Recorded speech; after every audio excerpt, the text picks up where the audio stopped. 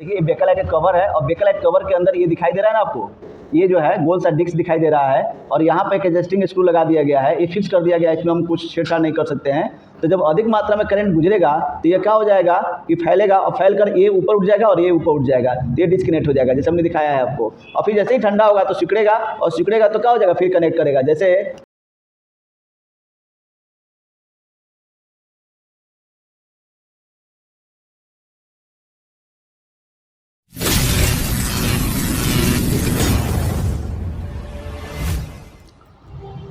आज आप लोगों को बताएंगे ओवरलोड प्रोटेक्टर के बारे में कि ओवरलोड प्रोटेक्टर है क्या चीज़ और ये कहाँ प्रयोग किया जाता है इसके बारे में। देखिए ओवरलोड प्रोटेक्टर, ओवरलोड को प्रोटेक्ट करने वाला जो डिवाइस होता है उसको ओवरलोड प्रोटेक्टर बोलते हैं। क्या बोलते हैं? Overload protector. तो इसका प्रयोग किया कहाँ जाता है?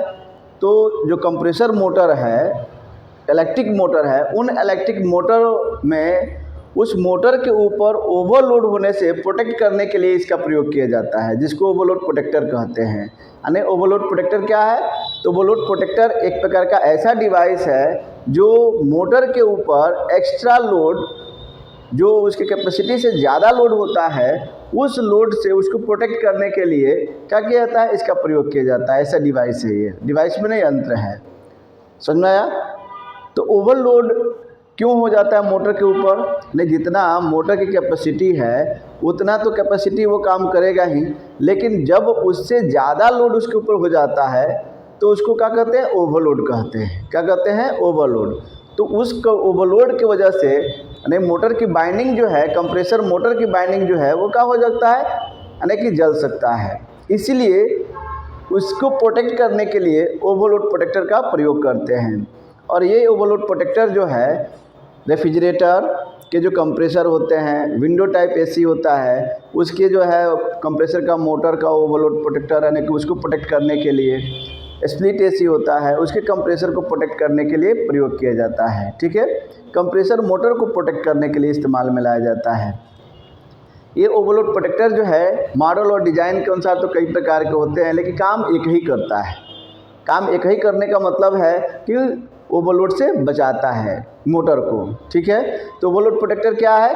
तो ओवरलोड प्रोटेक्टर एक ऐसा डिवाइस है जो कंप्रेसर मोटर के ऊपर एक्स्ट्रा लोड होने पर उसको, उसकी बाइंडिंग को जलने से बचाने के लिए जिस यंत्र का प्रयोग करते हैं उसी को ओवरलोड प्रोटेक्टर कहते हैं। और इसका कनेक्शन सीरीज में किया जाता है, क्योंकि हमने आप लोग को पहले ही बता दिया है कि जितने कटआउट हैं, जितने स्विचेज हैं, उन सब का कनेक्शन जो है क्या होता है, सीरीज में होता है। तो इसलिए ओवरलोड प्रोटेक्टर का भी कनेक्शन सीरीज में किया जाता है। अब ओवरलोड प्रोटेक्टर जो है क्या होता है कि उपयोगिता के आधार पर इंटरनल और एक्सटर्नल भी होते हैं। इंटरनल का मतलब होता है कि जो कंप्रेसर मोटर के बाइंडिंग के साथ में अटैच कर दिया जाता है, जो कंप्रेसर मोटर के बाइंडिंग के साथ में अटैच कर दिया जाता है वो इंटरनल हो गया, जो डोम के अंदर रहता है। और जो एक्सटर्नल होता है वो कंप्रेसर मोटर के बाहर लगाया गया रहता है और वो क्या करता है, वो भी प्रोटेक्ट करता है, वो भी प्रोटेक्ट करता है। ठीक है, अब कंप्रेसर मोटर पर एक्स्ट्रा लोड क्यों पड़ जाता है? तो कंप्रेसर मोटर पर एक्स्ट्रा लोड पड़ने का कारण जो है, ध्यान दीजिएगा, causes of extra load on compressor motor, यानी कि कंप्रेसर मोटर के ऊपर एक्स्ट्रा लोड होने के कारण क्या है? एक तो जो रेफ्रिजरेंट चार्ज करना चाहिए वो रेफ्रिजरेंट न चार्ज करके कोई दूसरा रेफ्रिजरेंट आप चार्ज कर देते हैं, तो उस कंडीशन में क्या होता है कि उसका प्रेशर बढ़ जाता है और उस मोटर के ऊपर ज़्यादा लोड पड़ने लगता है, इसलिए वो कंप्रेसर जो है पंप नहीं कर पाता है। ठीक है, और मोटर के ऊपर लोड पड़ने लगता है। जिस तरह से हमारे शरीर के अंदर ब्लड को पंप करने के लिए क्या होता है, पंप लगा होता है, वो पूरे सिस्टम में हमारे जितने वेंस हैं उन सभी जगह तक नस में क्या होता है, ब्लड पहुंचाता है। अगर इस पंप में जो ब्लड का सर्कुलेशन होता है, जिस ग्रुप का ब्लड है, अगर वही हम इसमें चार्ज करेंगे यानी इसमें इनबिल्ड करेंगे, यानी कि इसके अंदर जो है डालेंगे, तो वही काम करेगा। अगर दूसरा हम क्या करते हैं, ब्लड इसमें हम डाल देंगे अपने बॉडी में, तो वो काम सही से नहीं करेगा, उसका प्रभाव जो है हमारे बॉडी के ऊपर आने लगेगा। उसी तरह से कंप्रेसर भी रेफ्रिजरेशन सिस्टम का उसका एक हार्ट है, और वो क्या करता है, रेफ्रिजरेंट को, जिस तरह से हमारे शरीर में ब्लड को पंप करता है, उसी तरह से वो रेफ्रिजरेंट को पंप करता है, और रेफ्रिजरेंट को पंप करके सभी पार्टों में पहुंचाता है, जितने जो है कंडेंसर और लिक्विड लाइन और रेफ्रिजरेंट कंट्रोल ऑपरेटर होते हैं, उन सब से क्या करता है, सर्कुलेट कराता रहता है। तो जब एक्स्ट्रा हम दूसरा रेफ्रिजरेंट चार्ज कर देंगे उसमें, तो वो क्या हो जाएगा कि उसके ऊपर लोड बढ़ जाएगा। दूसरा, पहला तो ये हो गया। दूसरा क्या है कि जितने मात्रा में रेफ्रिजरेंट चार्ज करना चाहिए उससे ज़्यादा मात्रा में आपने रेफ्रिजरेंट चार्ज कर दिया है, एक्सेस चार्ज ऑफ रेफ्रिजरेंट, यानी एक्सेस जो है रेफ्रिजरेंट को चार्ज कर दिए हैं, तब भी मोटर के ऊपर जो है क्या होगा, कंप्रेसर के ऊपर लोड पड़ेगा, मोटर के ऊपर लोड पड़ेगा, और मोटर क्या होगा कि उसके ऊपर एक्स्ट्रा लोड पड़ जाएगा। ठीक है। अब तीसरा क्या है, तो कंडेंसर में कंडेंसेशन का ना होना, कंडेंसेशन भी नहीं होगा, उस कंडीशन में भी प्रेशर ज़्यादा हो जाएगा और मोटर के ऊपर लोड पड़ेगा, तो उसे बाइंडिंग के जलने का भय हमेशा बना रहता है। तो इसलिए उसको प्रोटेक्ट करने के लिए हम क्या करते हैं, ओवरलोड प्रोटेक्टर का प्रयोग करते हैं। साथ में अगर कंप्रेसर के अंदर ऑयल की भी मात्रा कम हो जाता है, लुब्रिकेशन प्रॉपर रूप से नहीं होता है, तो उस कंडीशन में कंप्रेसर के मूविंग पार्टों में फ्रैक्शन होगा, और वो क्या होगा कि जाम चलने लगेगा, जिसकी वजह से मोटर के ऊपर भी ज़्यादा लोड पड़ने लगेगा, और फिर उस कंडीशन में भी अगर प्रोटेक्टर नहीं लगाते हैं तो मोटर की बाइंडिंग जल जाती है, या हाई वोल्टेज होता है, या फ्लक्चुएशन होता है सप्लाई में, तो सप्लाई में फ्लक्चुएशन होता है, उस फ्लक्चुएशन की वजह से भी ओवरलोड हो जाता है, या एक्स्ट्रा हाई एम्पियर करंट लेता है, उस कंडीशन में भी क्या होता है कि ओवरलोड हो जाता है। तो इसकी वजह से इसको प्रोटेक्ट करने के लिए, इन सब कारणों से बाइंडिंग जल सकता है, इसलिए इसको प्रोटेक्ट करने के लिए, यानी कि मोटर को जो बाइंडिंग है उसको प्रोटेक्ट करने के लिए ओवरलोड प्रोटेक्टर का प्रयोग किया जाता है। ठीक है। तो जितने सील्ड यूनिट होते हैं उनके कंप्रेसर में इसका प्रयोग किया जाता है, और इसका कनेक्शन सीरीज में किया जाता है।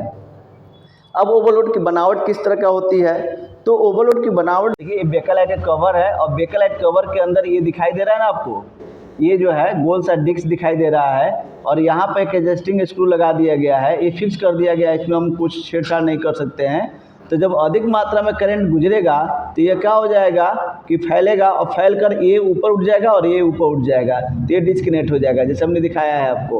और फिर जैसे ही ठंडा होगा तो सिकुड़ेगा, और सिकुड़ेगा तो क्या हो जाएगा, फिर कनेक्ट करेगा। जैसे आप दौड़ कर आइए तो आपका पूरा बॉडी क्या होता है, यानी गतिशील अवस्था में रहता है, और जैसे आपके कमर के पास एक बांस लगा दिया जाए या कुछ रुकावट डाल दिया जाए, तो आप क्या करते हैं, आगे की तरफ पैर भी और आपका सर भी दोनों आगे तरफ चला जाता है, जिसकी वजह से जो है क्या होता है, आप गिर जाते हैं। ठीक है।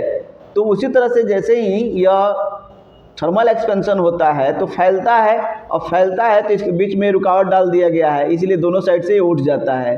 और फिर जैसे ही क्या होता है कि ठंडा होता है, तो ठंडा होने पर क्या होता है, ट्रिप डाउन हो जाता है, सिकुड़ेगा तो सिकुड़ता है, तो फिर ट्रिप डाउन हो जाता है, गर्म होने पर ट्रिप अप हो जाता है, और ठंडा होने पर ट्रिप डाउन हो जाता है। तो कनेक्ट करता है, और उसी तरह से गर्म होने पर डिस्कनेक्ट कर देता है। ठीक है।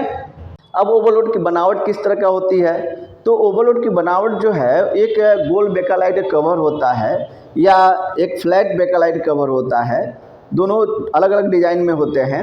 ठीक है। तो उसको क्या किया था, जैसे ये देखिए, ये भी एक ओवरलोड प्रोटेक्टर है, दिखाई दे रहा है ना, ये एक बोतल के ढक्कन के जैसा है। ठीक है। ये बेकालाइट कवर का बना हुआ है, ये इंसुलेटिंग मटेरियल है। इसमें जो है ये पिन दिखाई दे रहा है, एक ये और एक ये पिन दिखाई दे रहा है, दो पिन यहाँ दिखाई दे रहा है, यहाँ पर एक और है। तो यहाँ से जो है हम क्या करते हैं, इन कराते हैं बड़े वाले पिन से, और यहाँ से आउट करा कंप्रेसर के किसी एक टर्मिनल में देते हैं, कॉमन में दे देते हैं। ठीक है। तो ये ओवरलोड प्रोटेक्टर है। तो इसके अंदर जो है क्या होता है, एक ब्रास मेश का, ब्रास मैंने पीतल का, ब्रास मतलब क्या हो गया, पीतल का डिस्क लगा होता है, ब्रास में नहीं, पीतल का डिस्क लगा हुआ है। देखिए इधर पीले कलर का दिखाई दे रहा है, और इसमें एक स्क्रू लगा हुआ है। देखिए स्क्रू लगा हुआ है, ये पीछे से इसको क्या किया गया है कि सील्ड कर दिया गया है, इसमें कोई एडजस्टिंग नहीं किया जाता है, ठीक है, यहाँ पर दिखाई दे रहा है ये स्क्रू लगा हुआ है, यहाँ अंदर से भी देख लीजिए ये स्क्रू लगा हुआ है। इन दोनों के बीच में क्या होता है, हीटिंग एलिमेंट लगा हुआ रहता है। अब हम इसको फिगर के द्वारा बना कर दिखा देते हैं आपको। जैसे एक कांटेक्ट पॉइंट हो गया और एक कांटेक्ट पॉइंट हो गया, एक कांटेक्ट पॉइंट इससे कनेक्ट रहेगा, एक कांटेक्ट पॉइंट इससे रहेगा और ये ऐसे कनेक्ट रहेगा। ये डिस्क हो गया और डिस्क के बीच में यहाँ पर ये एक प्रकार का ये ऐसे इसका हो गया और यहीं पर एक एडजस्टिंग स्क्रू यहाँ लगा हुआ रहेगा। ठीक है, तो जब हम यहाँ पर सप्लाई यानी कि यहाँ से इन कराकर यहाँ से आउट करा देंगे, ठीक है, तो ये इंटरनल भाग हो गया इसके ओवरलोड प्रोटेक्टर का। अब इसका वर्किंग मेथड क्या होता है, काज कैसे करता है, काज कैसे करता है। अब ध्यान दीजिए, जब यहाँ से सप्लाई इन होता है और करंट जो है इससे होते हुए इसमें से होते हुए कंप्रेसर मोटर में जाता है। ये मान लीजिए कंप्रेसर मोटर है, ये कॉमन हो गया, यहाँ पर लगा दिया गया। देखिए ये जो है कभी भी सीरीजे में लगेगा, ठीक है, तो कॉमन में लगा दिए हम। अब कॉमन लगा दिए तो जब इधर से जो है मान लीजिए रिले लगा हुआ है, रिले से सप्लाई फेस इसको दे दिया गया, तो इधर से जब करंट इसमें प्रवाह होगा और किसी कारणवश जो है, जो कारण हमने बताया, कई कारण बताया है, उनमें से किसी भी कारण से यह मोटर हाई एम्पियर करंट लेने लगेगा तो अधिक मात्रा में करंट इधर से होकर गुजरेगा इसमें। तो जब ज़्यादा मात्रा में करंट इससे होकर गुजरेगा तो ये क्या होगा, गर्म होगा, तो ये भी गर्म होगा, ये डिस्क गर्म होगा। और जब डिस्क गर्म होगा तो आप जानते हैं कि थर्मल एक्सपेंशन, उसमें फैलाव, उसमें के प्रभाव से फैलेगा और फैलेगा तो क्या होगा कि जब फैलेगा तो ये तो कहीं जाएगा नहीं, क्योंकि आपने स्क्रू के द्वारा इसको सील्ड कर दिया है, ये जाएगा नहीं। तो ये क्या होगा कि ये इसका भाग ऐसे हो जाएगा, जो ये है। अब ये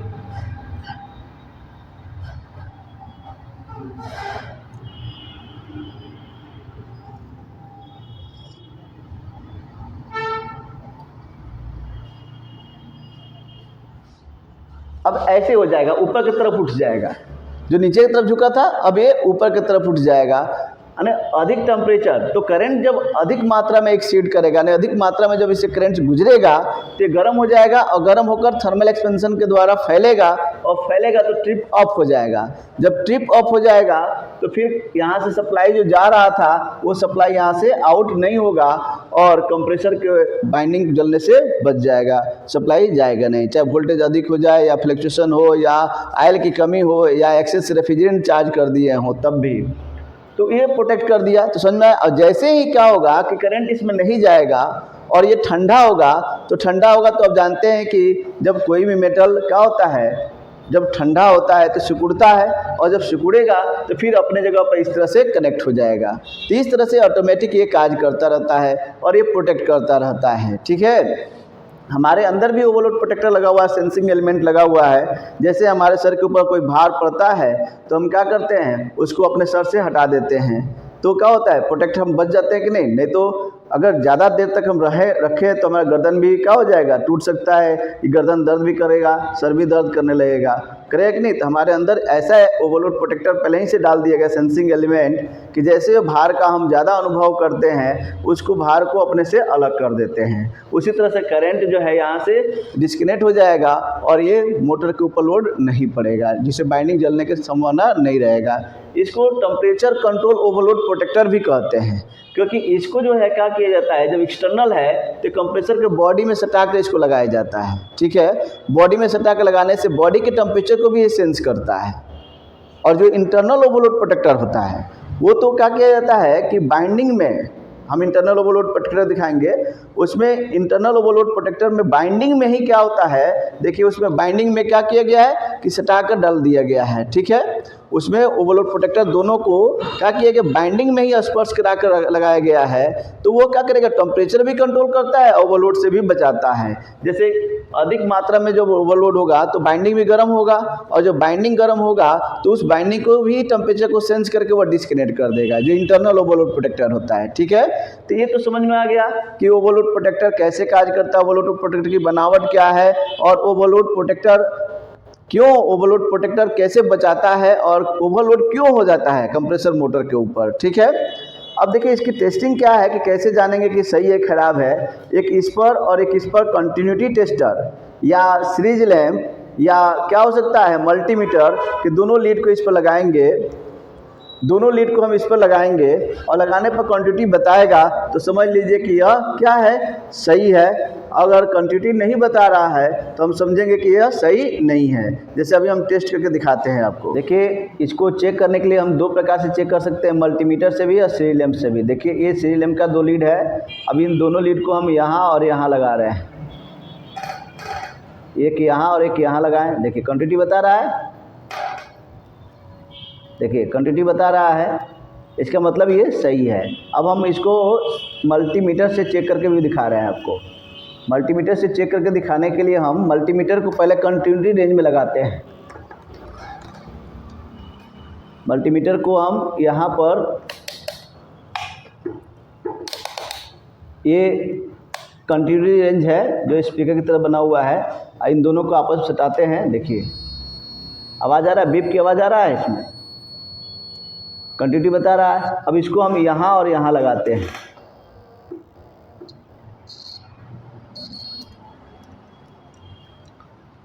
देखिए आवाज़ कर रहा है, बीप की आवाज़ आ रहा है, इसका मतलब सही है।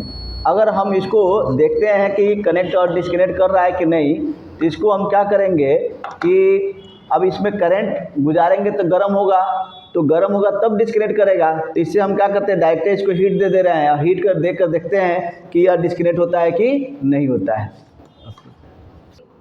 देखिए इसको हमने क्या किया है, लगा दिया है। अब सीरियम का लीड लगाइए। हाँ देखिए बल्ब प्रकाशमान हो गया। अब हम क्या करते हैं, इसको माचिस के द्वारा इसको हीट देते हैं और हीट देते हैं तो देखते हैं कि यह डिस्कनेक्ट होता है कि नहीं होता है। ठीक है, तो हम बढ़िया से हाथ बचा के देखिए गर्म कर रहे हैं इसको माचिस की तीली से। देखिए डिस्कनेक्ट हो गया।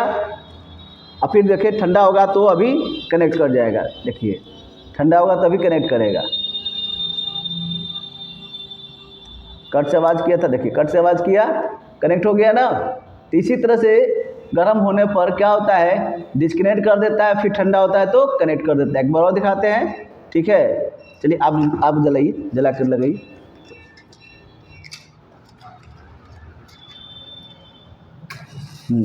इसके नीचे बेकर लाइट पर देखिए डिस्कनेक्ट हटाइए, डिस्कनेक्ट हो गया। अब देखिए फिर ठंडा होगा तो कनेक्ट करेगा।